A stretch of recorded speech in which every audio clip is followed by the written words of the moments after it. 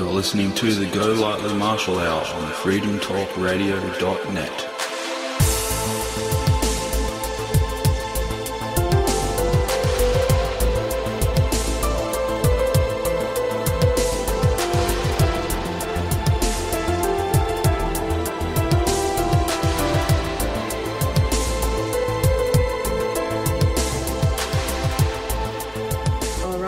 Show number 23, due to air in 1 hour and 40 minutes, so we've got to get moving right along so that this can go up. Yes. It's, Now, Joel suggested that we talk about all the events surrounding Pope Benedict last year, his announcement, and what was going on behind the scenes, what led to it. Yes, well, the monster in the kindergarten here, you might say, is this idiot from Canada. He has invented a lot of lies. He's been exposed many times by native people, and that's Kevin Arnett. Arnett. Yes. Him too. That's both of them, is it? I was in Port Alberni at the same time as Kevin Arnett, and he has a very bad reputation of using people. He sets up various websites, and then he'll make a comment on himself, giving himself support as if he's Joe Blow from some foreign country. And he gets a great deal of support. I'd say it's primarily the Antichrist that's doing this, in the sense that when you control the world, you've got to have everything covered.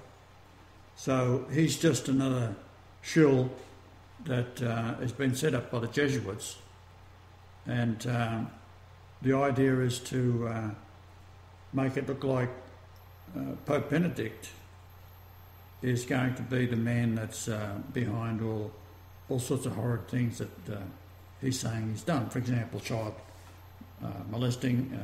Not child. No, apparently there's an eyewitness from 1987 that names Joseph Ratzinger as having sacrificed a child, ritually murdered a child, etc.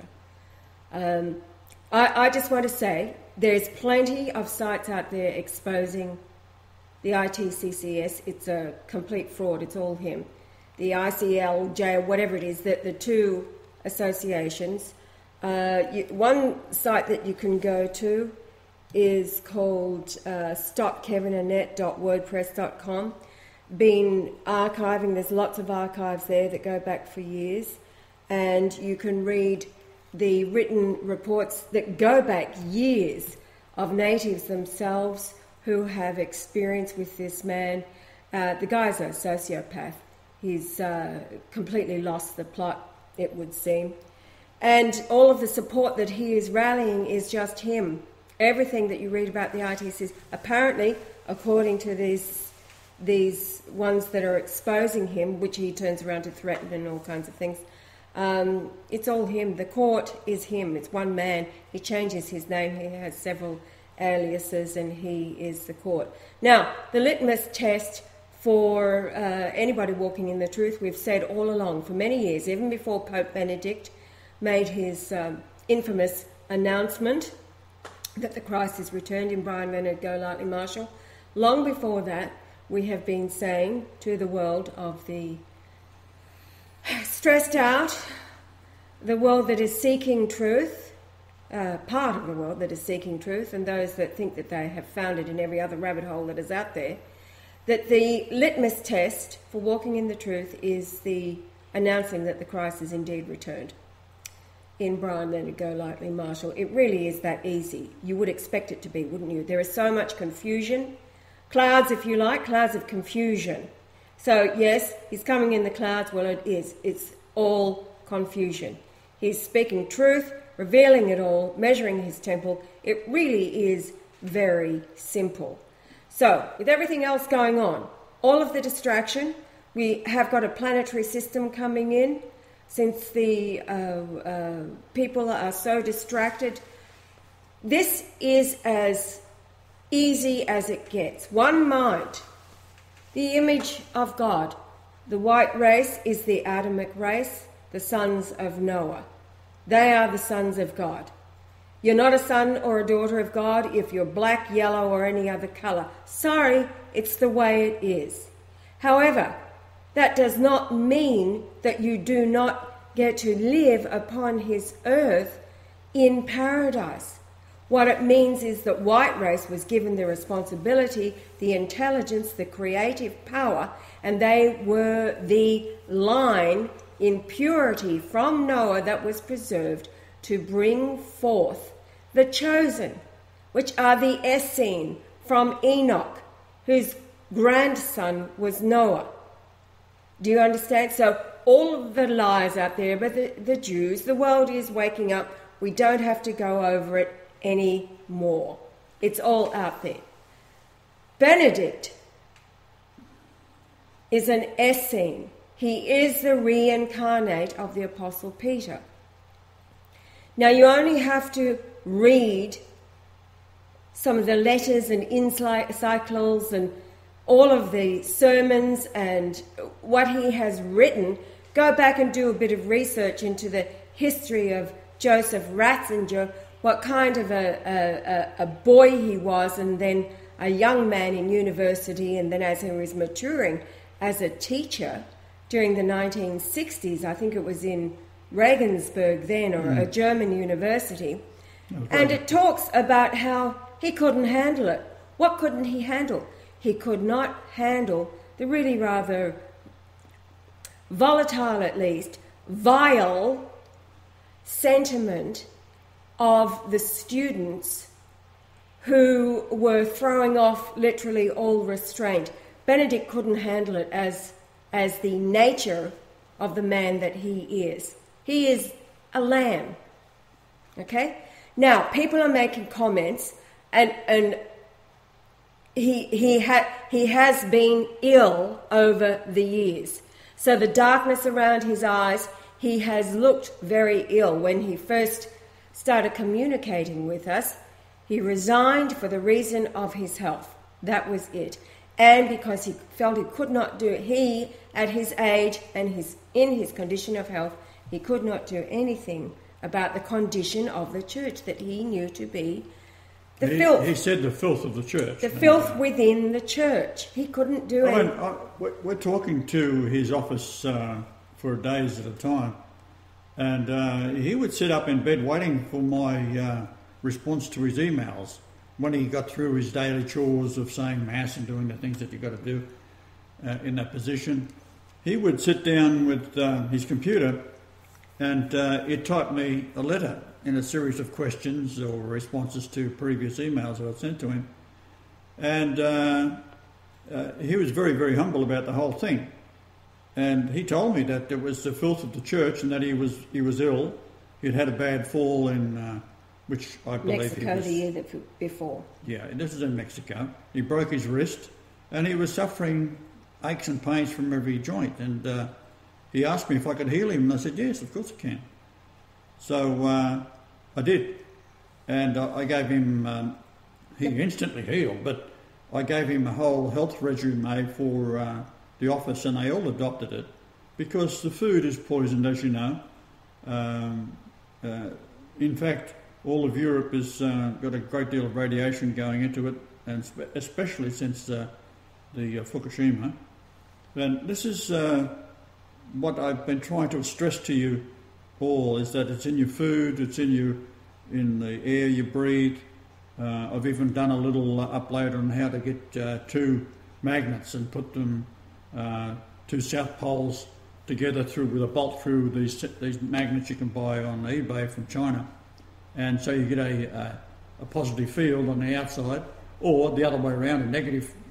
Do it two north poles together, and you'll get a south pole field, because the plutonium is what it's all about out of the MOT fuel that I was using in Reactor 3 on Fukushima. It went into meltdown within a week of the initial tsunami, and that produces a very small 1 10% of a billionth of a metre. So it's 1 nanometre divided by 10. That's how small this plutonium is, and that's why it's so dangerous. 1 pound of it in dust form in that small micron can kill the world. So it gets into your lungs, and it's coming in as a positive charge because it's up in the clouds and it's getting a static electricity, so it becomes positive. So the only thing to keep it away from you is to have a positive magnet around your neck, and if it gets into your lungs, and I believe the latest report is if you're living in North America, you're getting 5 hot particles per day. You breathe in 10 cubic metres of air per day, so there's 1 hot particle for every 2 cubic metres, and it's going to get worse. So the only way to protect yourself from that is to put a magnet around your neck, and that'll pull. If you've got it in your chest, for example, it's already in your lungs embedded, you can put a South Pole on your chest and it'll pull it out because it's basically so tiny it'll penetrate straight through your skin. So it is an easy cure. But of course this is going to be the best kept secret of all time. You've got to get out there and make it go viral. Tell them people. You don't have to tell them it's me. I don't really care in that sense because those who are mine, and it makes no difference. You're not going to join the club. You're either in or you're out because once you've come to this earth at this time, you are reincarnated to be judged, not to be won over to my particular belief, right? So it's not a new religion, it's not a new second chance. It's the people that are with me, that are already preordained to be with me, and that's it. And that's why there's not so many. Now, unless you do it, I'm going to have to do it.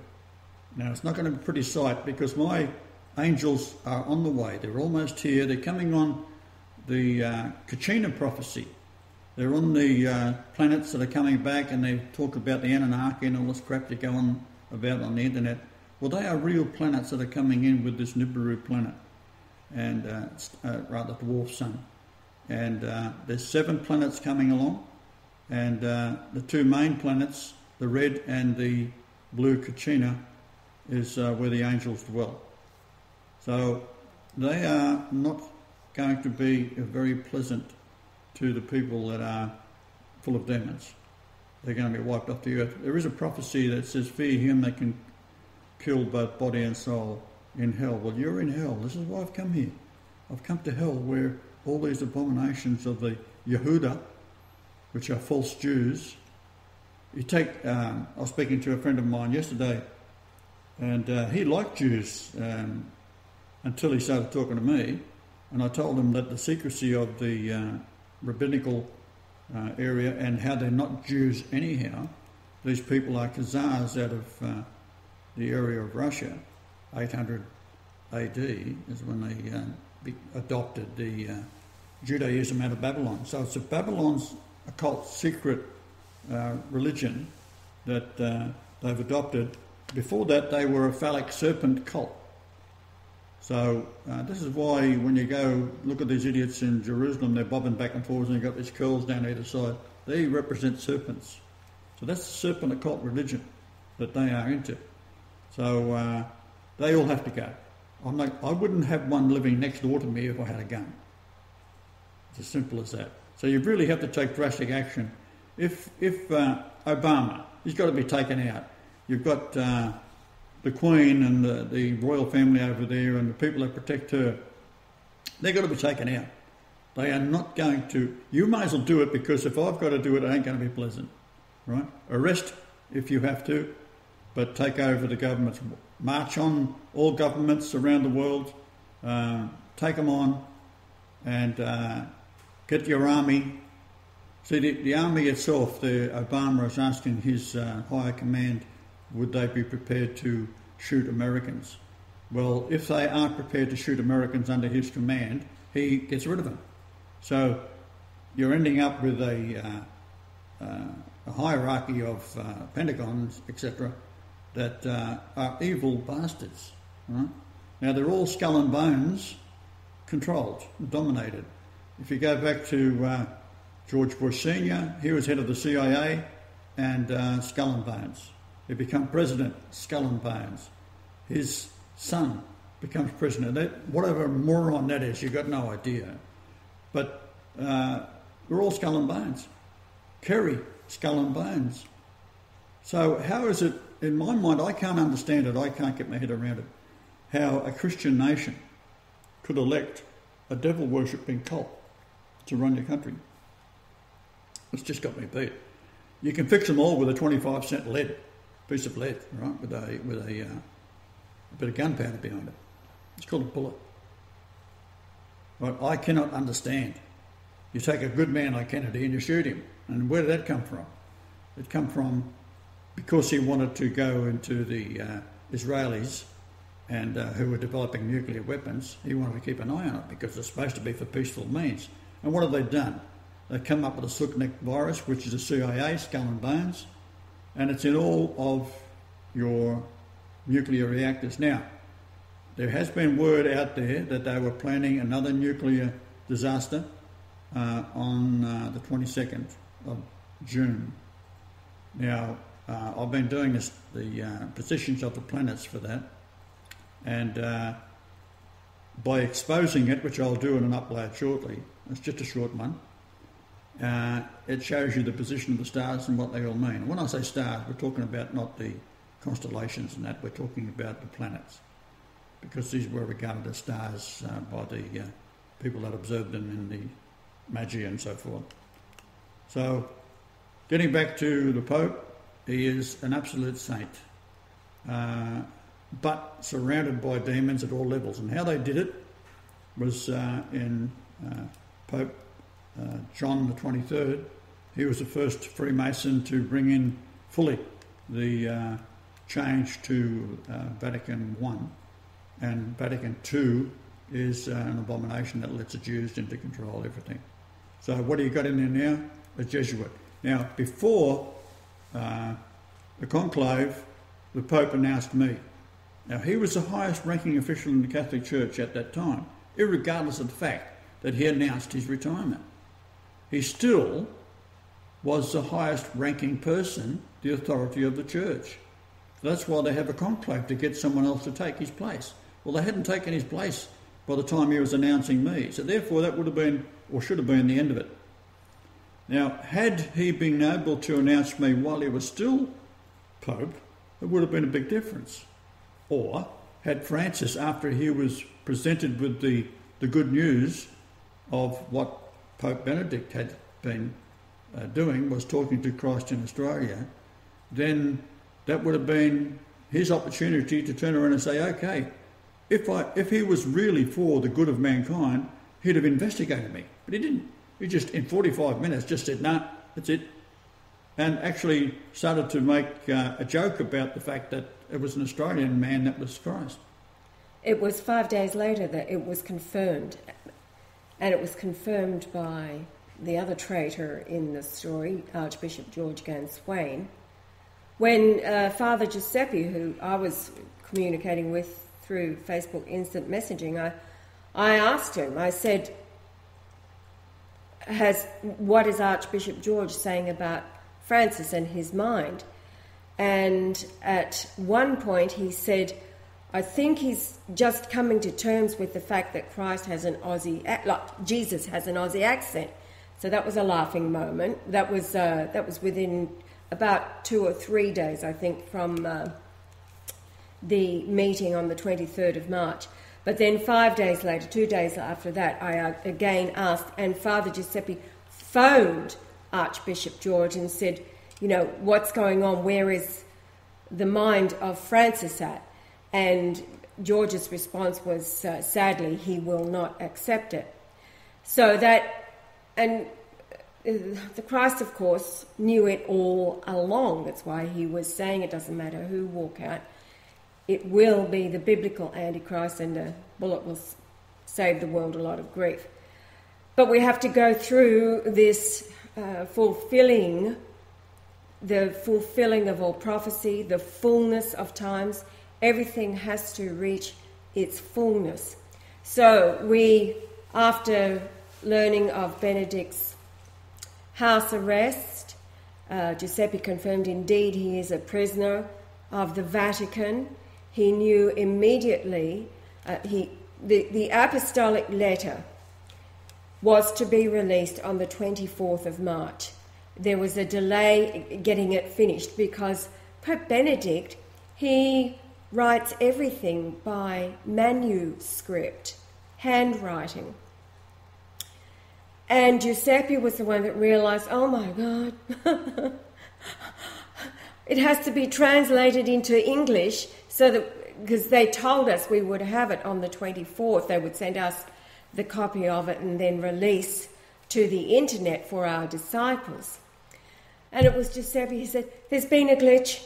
I'm going to have to translate it into English so that we can upload it for your disciples. Please forgive us. Well, he worked for literally 48 hours translating the original manuscript into the document that was released on the 26th of March. Now, what is significant about the 26th of March is that it was the laying down of the foundation to the Great Pyramid, the altar to the Lord in the midst of Egypt in the year 2888 BC. So the mathematically, yes. Everything is synchronicity, and it happens with us. We will work on things that don't get out there when we think they should. However, just to comment on that, we're looking at how we come to that date. It's Julian Day, 666666.6660, 6 a.m. on that date. That's a confirmation in the stars, if you like. The actual pyramid was built before the flood, so it's 7,000 years old. So this is what that's all about. The builders of it were the descendants of Enoch.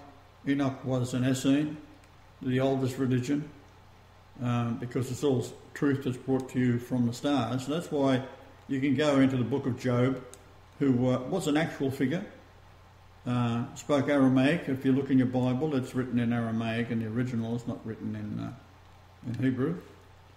And Methuselah lived a very long life, and of course once the pyramid was built, then the flood came.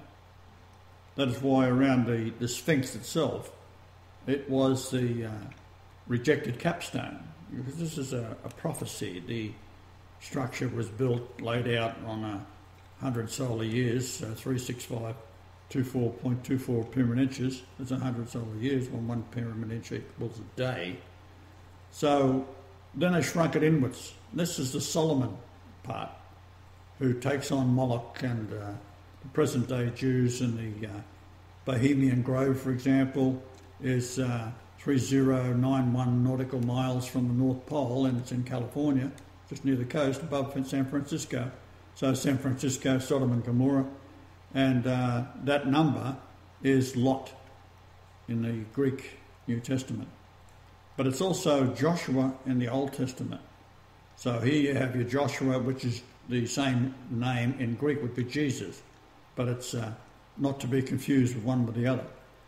However, it was Joshua who defied the ramblings of the God of Moses, not to go into the promised land. But he went anyhow. As soon as Moses dropped dead, he was across into the promised land, back over the Jordan, where they already come from Egypt. They had to cross through the Holy Lands to get there, across the Jordan. So it's all these codes. It's not literally something that happened. It's just a story. But the story is such written by idiots, and they make all these mistakes along the way. So there are parts of the Old Testament you can rely on. Genesis is reasonable. Job has been altered. Isaiah has been altered, but you can get enough out of it by the codes that was incorporated into the actual language when it was put together.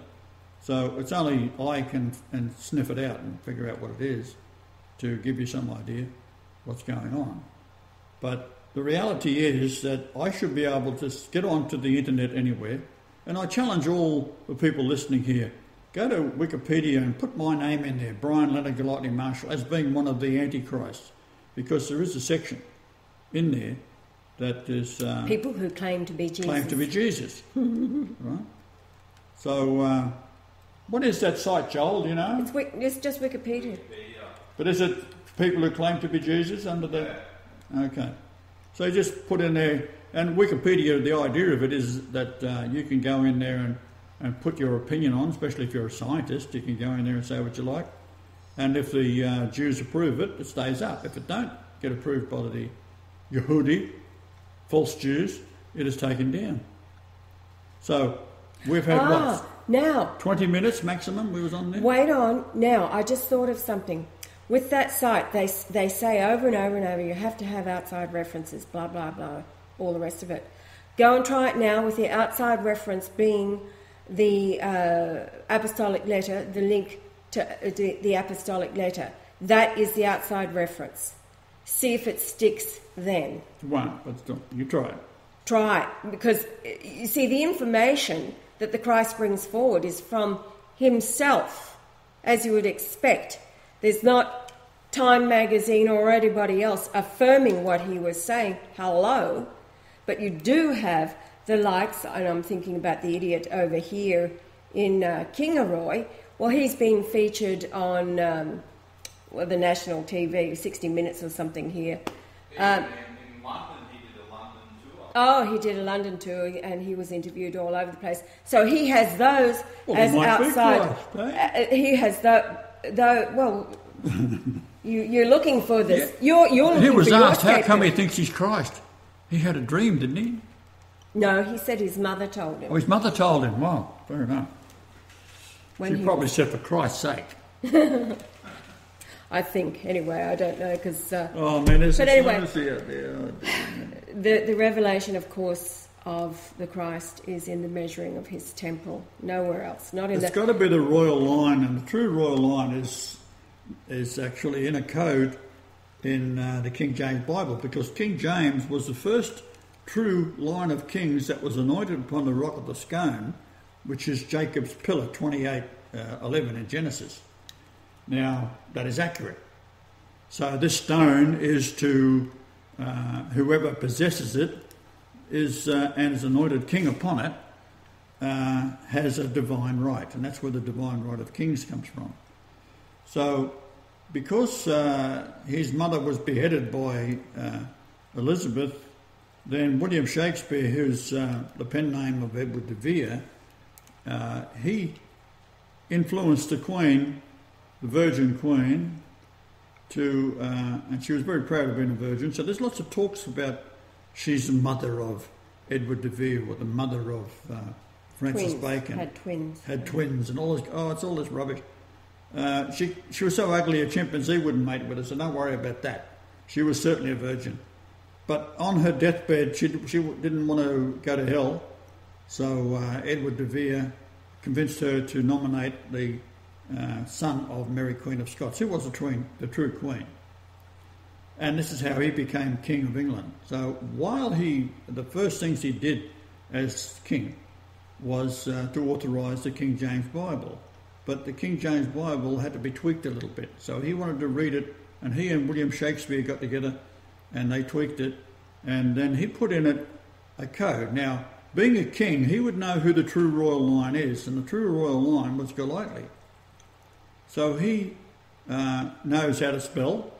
So the gematria for English for Golightly is 115. So he made a code up, and the code was the word Sabbath. So Jesus said, I am the Sabbath. So he knows that when Jesus comes back, he's going to be the comforter, and that he's got to have some way of being identified by the Bible. And what he did, he took the word Sabbath, he made all the spelling of the Sabbath in lowercase, and he made 115 to fit. Now, there may have been more, there may have been less. And this is what the King and Edward de Vere, William Shakespeare did. They tweaked it. So if, let's say, there was an extra Sabbath in there, or an extra 20, who knows? And he brought it down to 115 to line up with the name Golightly, to give you the king's name. So this is the kind of thing that I've been putting out there for years. Now, the point is, I've always said that if in an honest world you're waiting for Christ to show up, you should have in every post office in the world a Christ application form. And you walk in, fill it out and say, right, what's your credentials? Are you royalty? If you're not, well, that gets torn up and thrown in the bin. But keep all the ones that are royal. And then you say, well, which royals are they? Are they true royals or not? Well, with my family, it's not only is it the true royal of Scotland, it's the true royal of England, through the Habsburgs, which is the Harrison line, which come over in 847 before the Habsburgs fell into disarray and temptations of the devil, which was a problem at the time of the First World War and the Second World War with Hitler. Because he saw the bankers and the royals living high on the hog, and the people were starving. That was supporting them. So that's what Hitler was all about. Now, Hitler was a saint, right? So, as I cannot get onto the mainstream media, all you hear about Hitler is what an arsehole he was. In actual fact, there's thousands of people that went through the Holocaust that didn't happen because there was no Holocaust. It just didn't happen. And you get people, there was a priest who was coming out to Australia just a little while ago, and he's a logical man. He looks at the evidence and he said, well, he doesn't see the evidence of the Holocaust. Based on that, there's been 100 groups of Jews around the world that are protesting and cause the Australian government, which are also demonised, to stop him coming to Australia to do a tour this month. Right? They're fearing that he's going to come out, because we've contacted him, that he's going to come out and talk to me. This is what it's all about. freedomtalkradio.net. So, truth is the thing that's suppressed. That's why the words were in the New Testament, the truth will set you free. Well, what's it setting you free from? All these bloody lies of these bastards that control all the media. Now, I've said to you before that they're poisoning you with your food. This is out of the protocols of Zion, that this is what they're going to do to you. Not only are they get you with the food, they get you with the air, they get you with the clothes you wear, they get you with the soap powders that you use in your washing machine. They get it with your smart meters that give you a radiation in the house. They can spy on you through your internet connection and through your webcam. They can listen to every keystroke and watch what you're doing. Right? They can see what you're writing on the screen, because that is, well, as you know, all these computers are connected together. And you cannot buy a computer. It's against the law to buy a computer unless it can be backdoored by the government. So you don't have to worry about whether your emails have been tampered with or not. They can see you writing the damn things. Right? Now, that gives you Pine Gap. Then it gives you, which was a Tesla invention, really. Pine Gap, I met a fellow in a very strange way. He said that he had been working in America and got radiation poisoning, and then he came back to Australia. He was a brilliant physicist, and he was offered a job because he had top security clearance with America to work at Pine Gap, which is all Americans.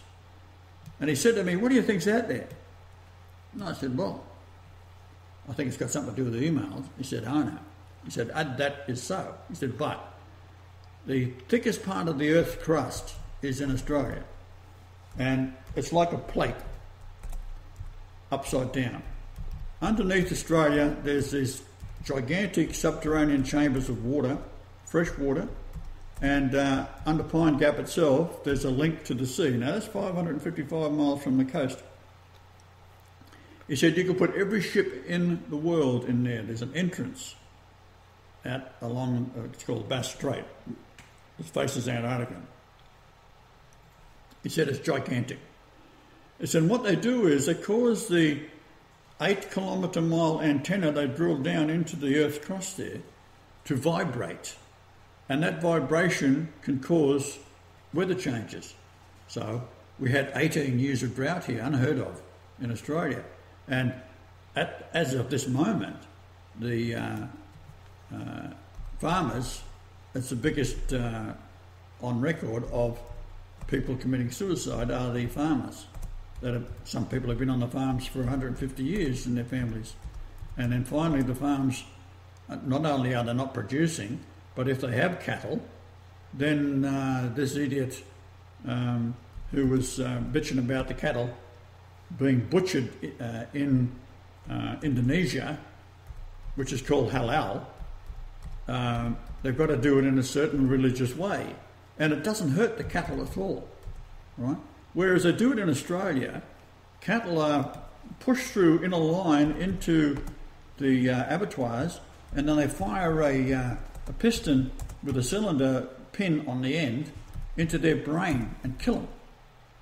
Now the cow behind it, or the beef behind it, usually males, they see it. They can smell the death. They can smell the blood. And they're in a traumatised state. Why is that good for the insanity of it? Because the laws that set these things up want you to be eating beef that has had the fear adrenaline put into it.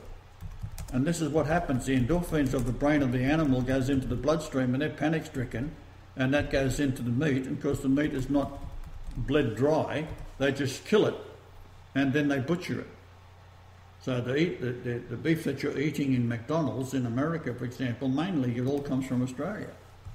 So you're eating this highly agitated state of beef that is getting into your bloodstream and causes you to be able to go to war. And then, God bless America, they allow pornography by the bucket loads to be distributed throughout the armed forces, and that's why these men who go into taking over places like Iraq, they start raping women, right? Because they are indoctrinated, they're infested with these demon thoughts. They're also infested with vaccinations. Now, this is your army in America. Bring them home. If you're going to do anything, killing, well, you've got a whole Senate full of people you can start with starting off with Obama. Get rid of these bastards. Now, I'm going to do it. Now, the second question you've got to ask yourself, if I can make threats to Obama, which I've been doing for years, and to all of the people like the Queen, why aren't I killed myself? You take MI6, these people are assassins, they're murderers. Look what they did to Lady Diana, right? They killed her. It was a sacrifice in the Albion Tunnel. And if you have a look at the records, it shows that this was a place where they used to sacrifice to the goddess Diana, right? Exactly where she was killed, on the 13th pillar, right? So naturally the car that they were used to kill her was an MI6 setup. The car itself had been in the shop and for a week or so, and I think that it's pretty certain that they had a detonator in the tyre, the front tyre, and as it's going past the 13th pillar at 65 miles per hour, they just detonated it with people on a motorbike as it went past. And at the same time, they had a light cannon to fire into the eyes of the driver. It's so bright that you can't see. It probably even blinds you permanently. But the crash then occurred. One of the guys that survived it, sitting in the front seat, he suddenly had a loss of memory. Well, he had a loss of memory, all right. In other words, you talk, you're dead. That's how they operate in England.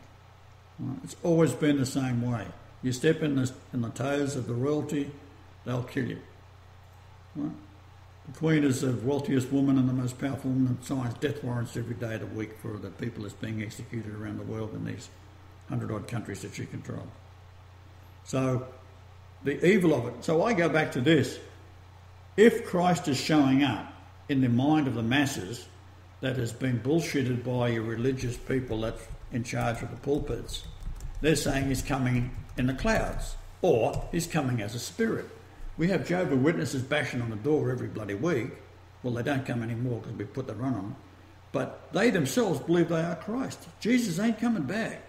Well, they're right. Jesus ain't coming back. It's God that's coming back. Right? Because Jesus, the soul of Jesus was Yahweh. He's coming back as the Holy Ghost, which was the reason why my mother, Daphne, was unable to have intercourse because being a Catholic, due to the fact she spent 13 months in hospital with my sister, half-sister, that she was told directly by the doctors not to have any more kids. Why? Because they knew that when all the stars line up on January the 11th, 1944, that Christ was coming. And it had to be through the royal line of Golightly, because the King James Bible identifies it through the Sabbath numbers. So, what about the Catholic Church? Well, the Catholic Church, in their evil ways, the amount of people they burned at the stake, can you mention, all right, let's say you had me as king tomorrow. Would I burn anybody at the stake? No. Absolutely not. What would I do with the likes of Obama? I'd lock them up. As simple as that. What would I do with Prince Philip and Prince of Wales, Charles? I'd lock them up. They're insane. Right? You can't do anything about it. Maybe you can fix them. I doubt it. I think they're all demonised. But as I say, if righteousness was to rule the earth, you'd have an application form in the post office, as I said before. Because you want the newspapers, hey, Christ is back. Well, I've been to every newspaper in bloody Europe and Australia, and they don't want to know. They don't even know if I'm the Antichrist or not. They don't want to know if I'm just a false moron that is like this Australian guy that did the tour of England because his mother said that she thinks he's Christ. I don't think that's a true story, but I think he's just a lunatic, right? But the world is full of them. So why not have something simple like a pope that announces it? For the first time in living history, a pope has actually said that he has met Christ. Then you go to Israel and you've got Yitzhak Kaduri. What did he say? Jesus was the Jewish Messiah. These people aren't Jews anyhow. That's the whole bloody point. There's not a true Jew in Israel. The first people to accept Jesus were true Jews of the tribe of Judah. You have to be a relative of the tribe of Judah. You just can't walk in and say, you're an Idumean, I'm going to become a Jew now, because that's what happened. The Idumeans were descended from Esau, not from Jacob, and they decided that they were going to take over the temple, which was the temple of Yahweh, and they thought it was the temple of Solomon. They're too stupid to know the difference, because it was built by the decree of Cyrus under the time of Darius when he was king, the Persian. Right? And it was the people, the Essenes, returning from Babylon who built the temple. Now, you ain't going to have any Holy Lands. You're not going to have any Europe, and you're not going to have any America. Why? Because they're killing you with your foods, number one, with your atmosphere, the chemtrails, and added to that little particles of plutonium coming out of Fukushima, which was the mot fuel in reactor number 3, which is a combination of plutonium and uranium used as fuel, which they only ever used it before that as nuclear weapons. It had been banned by treaties not to be used in especially in Japan. They had a law passed that they would not be installing this stuff, yet they still installed it. Who did it? Israel. This is what it's all about. So how about a little bit of truth out there instead? Like, send a couple of 100 bloody people over to talk to me, right? I'll talk to you for half an hour and I'll convince you that I am Christ. It's as simple as that. Right? All we need is honest people. We've got it written in the stars, we've got it in the Bible, we've got it in my genetics. It's an amazing thing. I even, myself, although I've done all this over the years, I've done thousands of proofs, if you like, in the way of Bible numbers and references and locations and distances and so forth from here to there.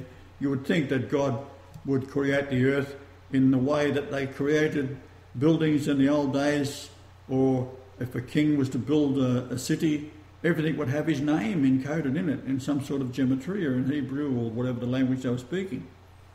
So the cubit, for example, if there was a height of a wall around the city, it would be the name of the king in cubits. Now, wouldn't you then think, where would they get this idea from? Well, the idea came from the fact that the creation itself, in the original, oldest of references from the Essenes, talks about that God made everything on the measure of the man. Right? I think that's also in Revelation. Don't get me wrong. I haven't read the Bible. Right? I'm not a religious man. I just look at it from the facts of saying, well, what is true and what isn't true? What is in the Bible? What's influencing you? Is it verifiable? So I have not read any of Paul, because that's a false apostle. Right? I've read very little of the Old Testament. I haven't even read the book of Isaiah. Right? There's not one Bible chapter I have read all the way through. Not one. I know what I said. I don't have to see if I can get confirmation in the bloody Bible that's put together by Lucifer, do I? What's the point? The Quran, it's full of shit. Bullshit, all of it. So, what more can I say to you? Wake up. Because the angels are coming in. Now, the ones who aren't on my side has got a problem, I can assure you. It's all you adults. All the children will be all right. There'll be lots of angels. There's millions of angels coming. They'll be the foster parents to raise these children up in the proper way. Now, why is it so important? Why is there all this suffering? Blah, blah, blah. You blame me for everything. Anyhow, so I'll tell you what it's all about. It's about the millions upon millions and millions of planets out there, the many mansions in my Father's house. Well, I am the bloody Father. And they're all going to be populated, and the creation is going to occur on each of those planets in a full creation. In other words, people will wake up one morning, the whole thing will be as if it's been going on for thousands of years, when in fact they'll be educated by angels to say, look, see that little star over there in the distance? That thing is not a star, it's a galaxy. Right? That's where God is, and this is his story. That's what the word his story is, history. It's all based on Christ, it's all based on God, it's all based on Jesus, it's all based on Yahweh. All the same. One thing I'm quite amazed at the moment is you are amazingly quiet. You haven't said a bloody word. Well, I've just been chatting with Catherine. Oh, good. Yes, it's marvellous. I'm glad I held your interest. Oh, babe, you do. Leave my hair alone. Oh. You'll karate chop out of that. Oh, yes, whatever he said. He says never cut their hair and never let women touch it. Yeah. So, where are we at? We've got... We're in a very, very dire straits where you're at. Totally. The world is screwed. Totally. As you know. And... what are they saying in America now? They're making governments coming out, oh, it's all right, there's hardly any radiation difference, all above the levels, it's okay. And they're allowing Mexican immigrants through the border. And the immigrants themselves, the illegal immigrants, are telling the border guards, you will not hold me, you will let me go, I'm going to my sister, and your government is going to look after me. It's happening in every nation. Joel was telling, we had lunch yesterday with our two friends in, aside from Joel and Chuka, and a couple down in... anyway, lunch yesterday. Peter was telling us of what happened to a group of 4 men and a woman who lived together in a house as, renters. They just rent rooms, but they were having a meal at a pub in Melbourne. Recently, outside there were a gang of 40, he said, black people from Africa, recent immigrants, and the group was set upon. Each one of them was bashed. One remained in the pub, he didn't go out. Each one was bashed to severity. The good news is that Fred, who is the artist we've talked about before... Well, he had scars on his face and a big lump on his head. 2 days after the bashing, Peter phoned Fred, how are you feeling? And he goes, oh my God, I've got a lump on my head, I'm this, I'm that. He was in pain, cuts on his face. So Peter says, don't worry, I'm talking to Jesus, you'll be just fine. Meaning Brian. They have a conversation between them about Jesus. They're talking about Brian. Fred has phoned and... Anyway, so Peter waited... he didn't wait. He had to speak to Fred again a couple of days after this conversation. How are you going, mate? Fred says, I'm fine, the lump's gone down, the cuts have healed. He was completely restored, and he said to Peter, tell him thank you, knowing that Peter would be seeing us. So that's the creative force that each one of you have within you when you believe. Now the Jews have gone out of the way to divide the entire world so that all factions are fighting each other and that nobody believes the Christ. For the Christians out there who might be listening, although they're the first ones to reject, you know the scriptures which are accurate. Will he find faith on the earth when he returns? Well, I can tell you, if he were fronting up as the floaty ghost riding 1,000-foot high horse in the clouds or whatever, there'd be plenty of faith on the earth. So how is it possible? Will I find faith upon the earth when he returns? That's because the way he comes is the way he went. The way he went as he was taken up in the clouds by an angel not visible to the human eye, under each arm the body of flesh containing the soul of God. The way he went was the same way he will return, as a man, through the body of flesh of his mother, who would immaculately conceive him, the Holy Ghost, once again. So you're reading the scriptures having no understanding. You cannot comprehend them at all. Well, you're reading a Lucifer translation, right? Mm. It's not the Essene translation at all. That's the whole bloody point. You're reading a Lucifer document. They've taken some of the Gospels that comes out of the Essene and manipulated and tweaked them. Now, in doing so, you can then cross-reference that to looking at what the actual Essene Gospels are, which is much older, of course, and they were at the time as said, written down as said. So it was none of this 200 years later they're going to write it all down. I mean, Australia's 200 years old, right? So can you imagine someone walking around now yapping on about what Cook said to Bligh on the ship? Right? It's ridiculous. But the actual record is in the Gospels of the Essenes. The same with the Dead Sea Scrolls.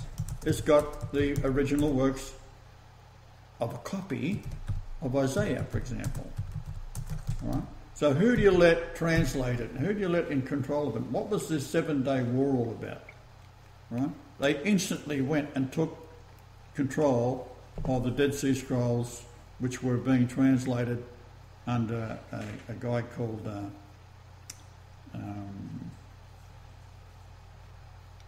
Allegro, a priest, and several other scholars.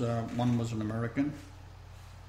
And they immediately took them, and then they were forced, under outcry of the world, scholarly people, to hand them back to the church, which is the devil anyhow, the Catholic Church. They're not going to give you the truth either. That's why under the Vatican, you've got thousands and thousands of manuscripts that have all sorts of truth in it, yet you're not allowed to read it. In fact, if you want to go in there, you've got to get permission. They've got to ask you what you want to read first, and you go in with armed guards holding these great long spears, and there's a Swiss guard and a couple of priests if you want to go and look at anything in the Vatican's library. That's what it's all about. It's all bullshit. How are we going for time? We've got about 5 minutes. Yes, 5 minutes would be good. 4 minutes. 4 minutes. So, do you want that, Joel? It's just going to go 4 minutes to go. Do you want to leave it there? Yeah, if you finish, all right. Okay. So, all right, that's it for today. Bye-bye. A little bit short. All good. Watch out for the 22nd of June. So sometimes when I'm in conversation with people and I talk about this whole global transformation that's happening, global change, shift in consciousness, I get the question, So where are we going? What are we trying to shift towards? What is this change all about? To me, the answer to that question, it comes as soon as you really observe the state of the world the way it is right now. When you look at the system we've created, it's kind of clear to see that we are programming ourselves to work against ourselves, against the natural state. We destroy each other at war, we destroy the nature surrounding us, we even convince ourselves that the natural state, who we naturally already are, is weak and imperfect.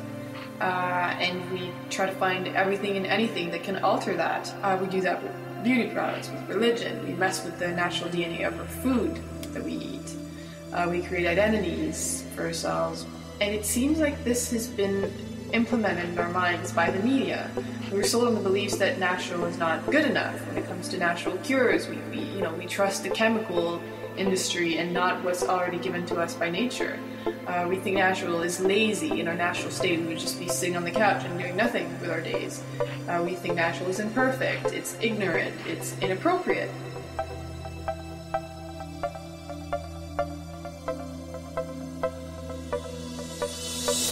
And most of all, we think that nature is separate from us. And this is really the condition that we are trying to move beyond. So this state of self-rejection, really, this kind of strive to become something else than who we naturally are, it has created a human race that is working against itself. A society that's trapped in stagnation, that forces individuals to really give up part of themselves just to conform to the system. And really this system, when you look at it, it's kind of designed to repress our true beingness, our natural flow of creativity that is very unique in each and every one of us, and it kind of standardizes it to a safe level, if you want to call it. We have an entire human race that kind of does not follow their true calling in life. We have the majority of people are just working at jobs they don't like just to survive, when they would much rather be doing something else with their time, something that appeals to them here at the heart level, something that, works out their creativity. And at what cost, really? We now have great engineers that will build weapons of war instead of working on technologies that could benefit the whole. We have artists that are very unique in their own way, but then as soon as they walk into the music industry, they're being shaped and modeled into the standard model of how the media want the youth to be influenced. So really this change is all about deprogramming ourselves to enter our natural state that we already all have within us. It's already present in every single one of us. Even the ones at the top of the hierarchy, which are the prime example of individuals who are completely have lost their touch to the natural state, to nature around them, to other human beings. It is inside of everyone. And that's why we're feeling the push now that, wow, wait a second, this world does not resonate with me. There's something off here, because we are getting closer and closer to the natural state. It's kind of bursting out of ourselves to make us see the unhealthiness of our current reality. And this transformation towards a more natural state is not only happening at a global level, it is starting with us, even at the personal level. And I can completely relate to this, because it seems in our lives lately, and I've spoken to a lot of people who are going through the same, a lot of personal challenges are showing up that are kind of revealing all of the mind stories, programmed belief systems, or emotional baggage that were kind of dormant in us, and now they're completely showcased to the surface. So we can let them go, let them go, let them go, let them go, let them go, let them go, let them go, let them go. So just to create a clear picture of what I'm trying to say is, first of all, current reality, all based on separation. We are separate from nature, from each other, from ourselves even. We're putting so much effort into being something else than who we naturally are. So we have that huge disconnect between nature and ourselves. When in reality, what is our true nature? It is one with everyone and everything. It is one with nature, with the animal kingdom, with ourselves. It does not create any separation between this is my true self and this is the identity that I try to portray myself as in this world, to be accepted, to be loved, etc. So this is basically what we're doing here. We're moving towards an unnatural state that is very divided. to a natural state that is very whole in itself and whole with everyone.